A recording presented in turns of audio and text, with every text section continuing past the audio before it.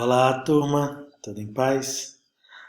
Perfeito. Então vamos prosseguir com o nosso projeto, né? E o que a gente vai ver na aula de hoje vai ser sobre estrutura do projeto, sobre a organização, né? Então nos últimos vídeos, nos últimos dois vídeos ou três, a gente viu o que a gente pretende fazer com o nosso projeto BLX, que é uma espécie de OLX da vizinhança, né?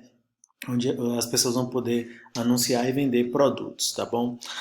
Como a gente está aqui num curso para formar desenvolvedores, é ideal que a gente tente aproximar isso o máximo possível do que eles vão encontrar no mundo real, né, de fato.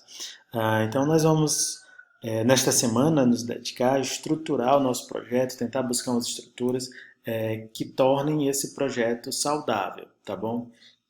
Então, nós temos aqui a estrutura que a gente pretende chegar ao final da aula de hoje, ao final desses quatro vídeos, aí, mais ou menos de 15 minutos cada um. E o porquê disso, né?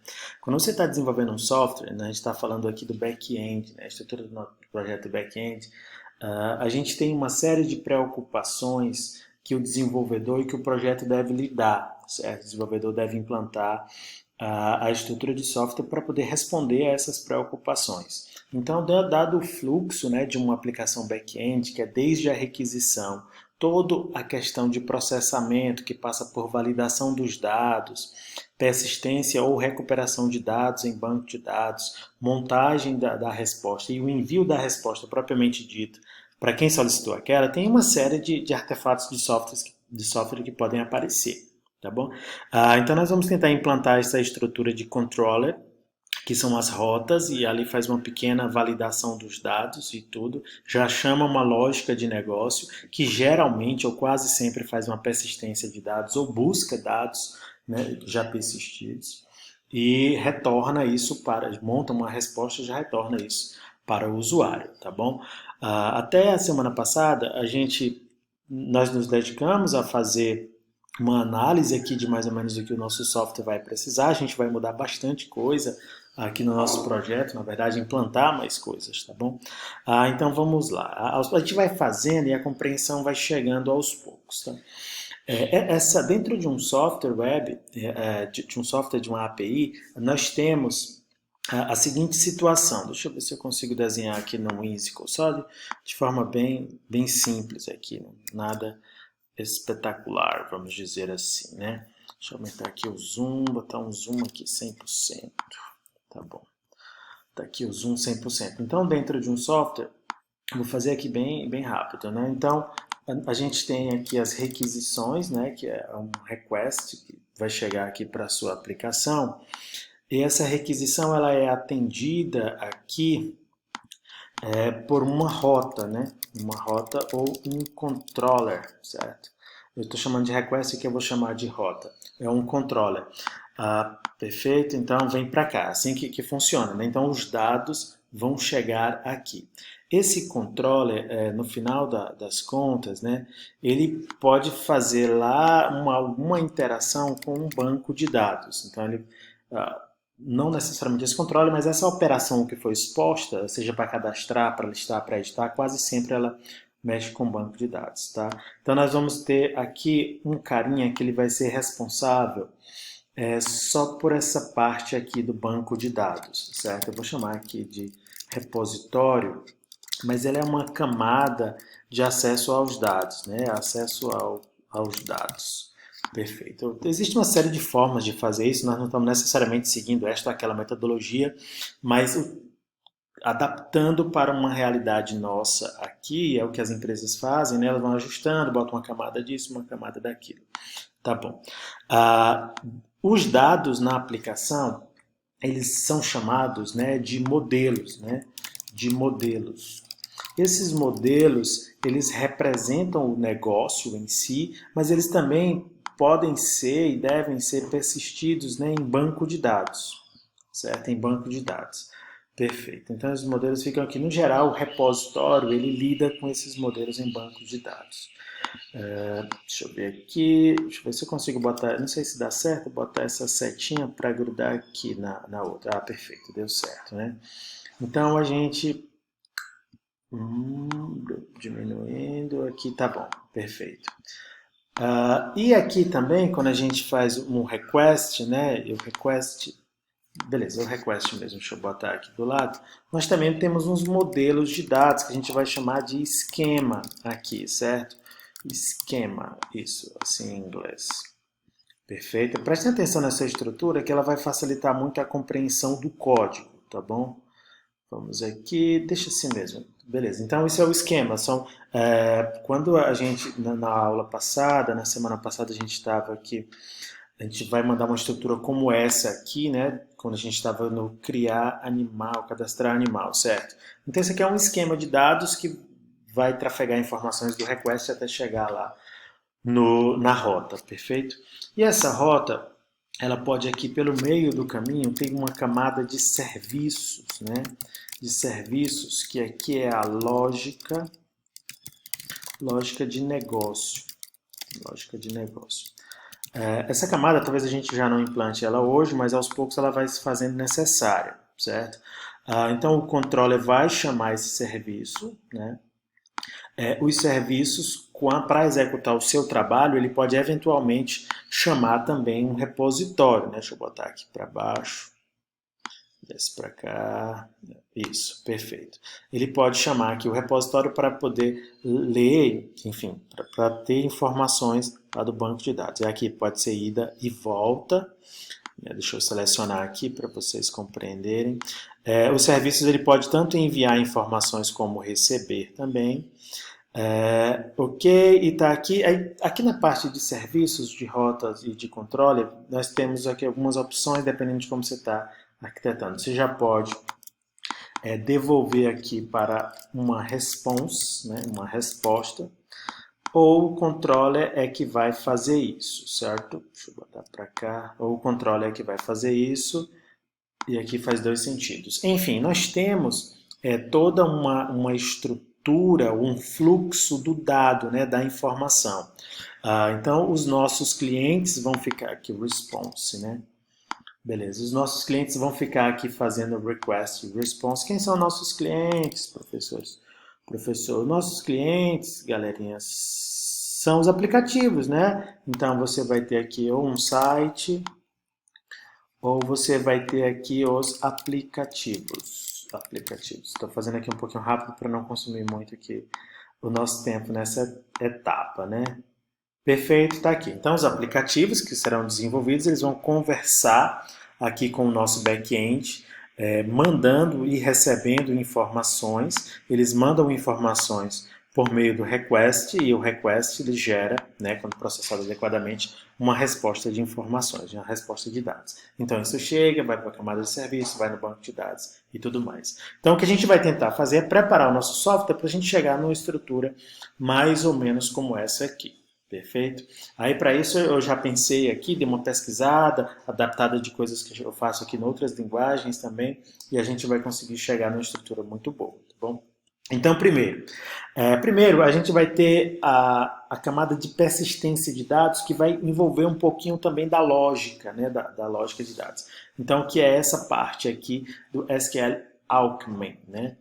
Não sei exatamente qual é a pronúncia, mas ele é um ORM. O que significa esse ORM? A gente vai falar bastante sobre isso, mas vai ser um cara que vai ajudar a gente a levar a nossa estrutura de informações para um banco de dados. Então ele vai ajudar a gente desde criar as tabelas no banco de dados a fazer as próprias operações, né, de escrita e de leitura e de busca. Tá bom? Então vamos lá. O primeiro passo que a gente pode fazer logo aqui é instalar esse cara no nosso projeto para que a gente possa andar bem aqui. Vamos dar uma olhada aqui. SQL Alchemy. Deixa eu ver aqui se a gente consegue chegar nele facilmente, mas é um pip install que a gente vai fazer aqui, né? A versão aqui é 1.4. Deixa eu ver se ele tem aqui alguma informação de como que a gente faz essa instalação via pip, né? Deixa eu dar uma olhada. Acho que a gente vai ter que dar uma olhadinha bem aqui no GitHub, né? Tá certo. Eu tenho aqui, se eu botar só um pip aqui, eu acho que ele já vai lembrar. Tá aqui. Você bota o nome dele aqui e a versão é 1.4.7? É 1.4.7. Se você não botar a versão, ele sempre vai pegar a versão mais recente. Se eu instalar aqui no de vocês, se não tiver instalado, ele vai instalar. No meu caso aqui, eu acho que ele já está instalado. mas a URL é isso. Você bota pip install, sempre para instalar pacote a gente vai rodar esse pip install. E aqui eu botei o igual para poder aparecer a versão dele, 1.4.7, que é a última, mas você pode rodar só pip install e o nome dele. Tá bom? Aqui ele está falando que eu já tenho, ele já está satisfeita. Perfeito, muito bem. E vou abrir aqui o nosso projeto e vamos começar a estruturar o nosso projeto para que ele seja um projeto saudável, né? Então, vamos lá. Infra, né? E cria essa camada infra toda vez que a gente vai utilizar essas bibliotecas, essas libs que vão ajudar a gente em alguma tarefa específica. No nosso caso, esse SQL Alchemy vai ajudar a gente nessa camada, né, nessa camada de persistência de dados. Então, dentro de SRC, o que é uma pasta infra, eu seleciono aqui, quando está com o underline porque está selecionado, e vou criar SQL Alchemy, assim, né? Deixa eu ver se está correta a escrita, está certo, perfeito. E aqui dentro nós vamos fazer a nossa estrutura para que as coisas comecem a ficar mais organizadas. Observem que a gente vai ter dois modelos. Nós temos os modelos do Fast API, que são os modelos que chegam e voltam aqui, que vão e voltam aqui a partir do Request Response. É isso? E nós teremos os modelos de banco de dados. O que nós vamos fazer agora são esses modelos aqui de banco de dados. E eles têm toda uma sintaxe, né, um pouco específica, mas a gente vai compreender isso devagarinho. E dentro dessa pasta, então vamos criar config, models e repositórios. Vamos lá aqui. Config. Aí eu clico aqui, o underline significa qual é a pasta que está selecionada. Models. Porque ele deixa numa linha só quando não tem nenhum arquivo dentro, né? E repositórios.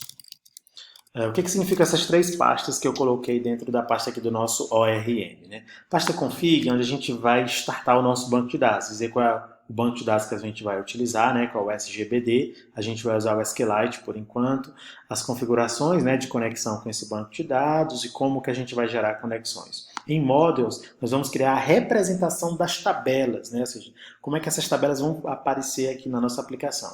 E em repositório, assim como eu desenhei aqui para vocês no Whimsical, o repositório é esse cara aqui que vai conversar com o banco de dados, mandando e trazendo esses nossos modelos que vão estar aqui em Models.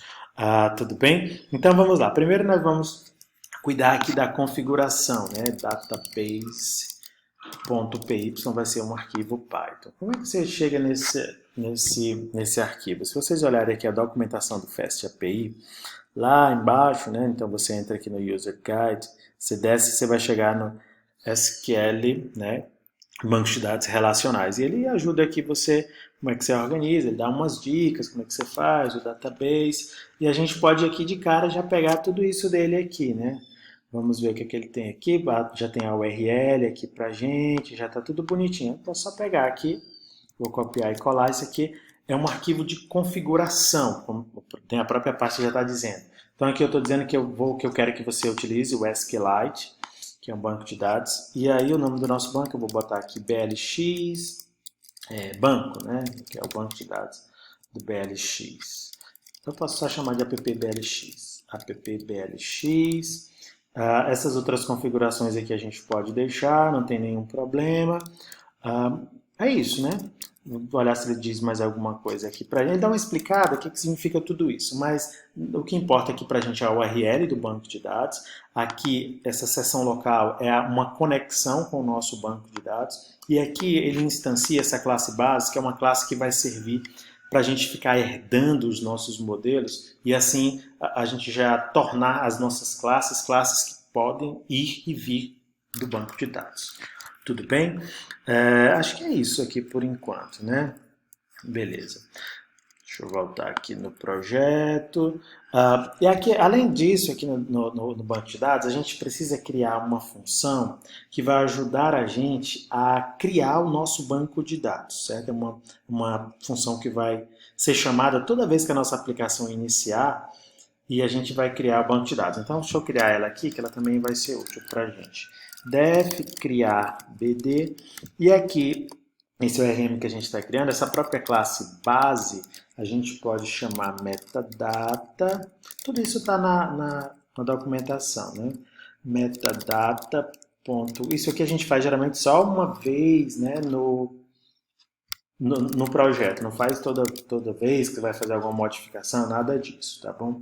E aqui ele aceita um parâmetro chamado bind, que eu passo essa própria engine ali embaixo. Engine. Beleza. Outra coisa que eu preciso criar aqui em config é como eu vou disponibilizar conexões lá para a nossa aplicação principal, né, que é o getDB, que é, ou seja, obter o banco de dados, que funciona da seguinte forma, que são todas coisas que a gente tira diretamente da documentação. Então, aqui eu estou instanciando uma coisa que vocês têm que ir acostumando aos poucos, que isso aqui é atribuição, né? O igual é a atribuição. O 2 pontos é tipagem. Nesse caso, eu estou criando uma instância de sessão local e eu faço aqui um return, não sei se você já viu esse tipo de return aqui com o yield, significa que ele toda vez vai tentar retornar aqui um DB para a gente e, por fim, ele sempre vai dar um DB close, porque isso é uma conexão com o banco de dados. Então, a nossa classe de configuração, você pode até guardar ela, não vai mudar muita coisa, geralmente você vai mudar o URL quando for para o PostgRE, ela sempre vai ser assim, né? Logicamente que ela pode pegar mais configurações, mas por enquanto é isso. Tá? Eu vou encerrar esse vídeo, ele já está com 16 minutos, e a gente vai avançando aqui na nossa camada.